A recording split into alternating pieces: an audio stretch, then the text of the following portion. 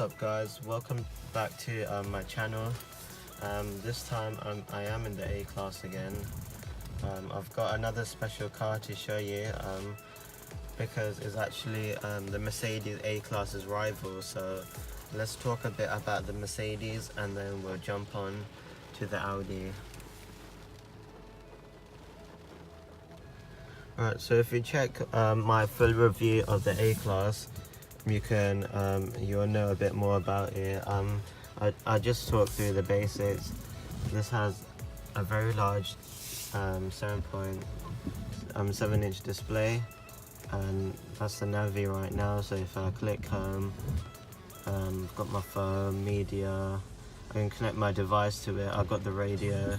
It's very cool because you can flick through it and just find whatever you like.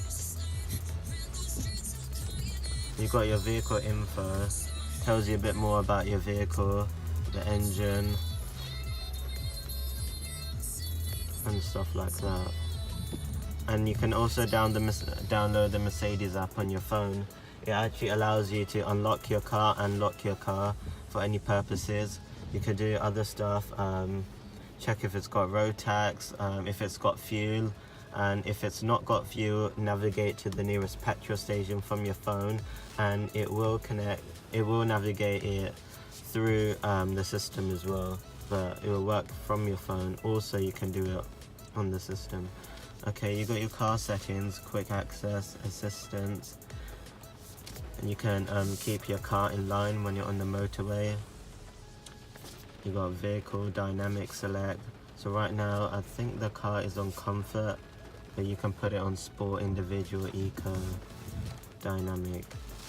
You've got system, you can change the styling on this, your brightness. So right now it's on classic, you can put on sport, and it all turns a bit sporty. I like to keep it on classic. So that's done with. If I move to where the speedometer is, I've got my quick access button right here is a touchpad, and this is for the left hand side of the screen, but we're going to use this one right now. So it's telling me I can flick down, so that's a speedometer right now. Flick down, I've got the rev gear, the rev counter, sorry, how much range I have left to fuel,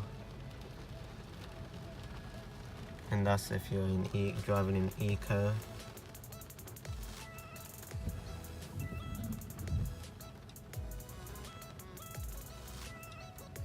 So right now I'm doing my economy. I'm doing is 40.3 mpg, which is alright, I'm guessing. I've also got heated seats and heated seats for the passenger as well. I've got a few electronic buttons here for the windows and lock and unlock. You don't want to use the touch screen, you don't want to put any fingerprints on it. You can always use the touchpad, just flick through it and it actually vibrates. So if I click home, it should do whatever it needs to be doing.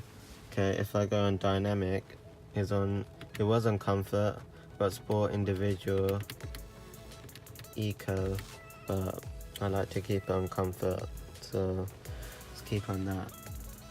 We've also got some shortcut buttons right here, and I've got a cubby here, cup holders and stuff, and armrest, glove box, and two side door bins. And also we don't have an armrest for the back because you have to pay options, you have to pay extra for it, and we got two very small door pockets for the back doors. Alright, now you join me in the Audi A3. So if you see this, if you already saw, the screen just popped open. Let's just exit this.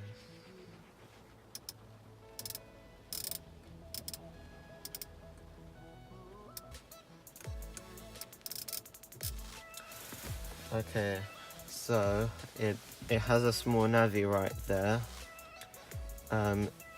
It's not as crisp and it's not as clear as the one in the Mercedes, but it does its job. I'm happy with it.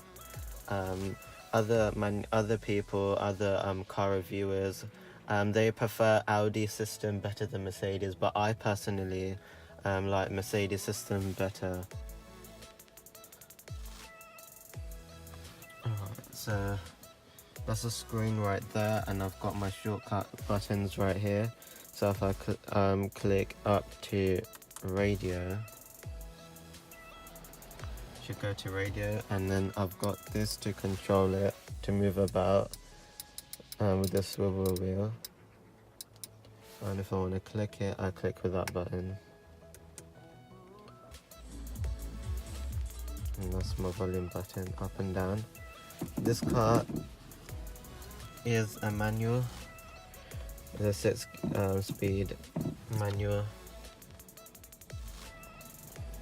Also, I like the Mercedes as the air vents look like turbines. These are actually really similar. So you press down and you can do all sorts of maneuvering with it. And this is on and that's off. You can like do all sorts of stuff with it, but I prefer the Mercedes one. Okay, look like turbines. Alright, here I've got my controls for the AC, for heated, however you want, however you like the temperature to be in the car. Also, I got my hazard lights, and this is auto start and stop.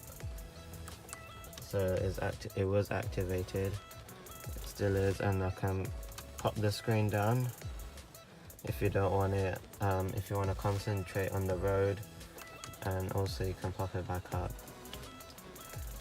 And the last button on the side here is a driving select button, and when I click it, I actually don't like the way the graphics is.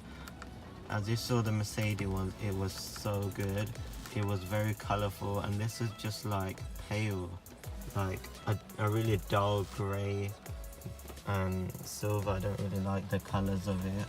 I like the color of the Mercedes. Right, I got my electronic handbrake here, back button, menu button for that screen right there. I've got a cubby right here, armrest, got a decent sized glove box, got door pockets over there. You can see the size, it's not as big as the Mercedes, but it will do. Moving on to the steering wheel, this is the S-Line, so it comes with a sporty steering wheel, S-Line rims, Quattro all-wheel drive. Here I've got my buttons for the screen right there, so if I click left and right, it does different things. So it tells me what I'm listening to, what radio I'm on, and it's telling me please add washer fluid. I will do. That's your speedometer right there, rev counter, and that's your actual speedometer, and the fuel gauge. Right, I've got my unlock and lock buttons right there. You can control my wind mirror with these buttons, with this switch right there, and I've got child lock for the back doors. Material wise,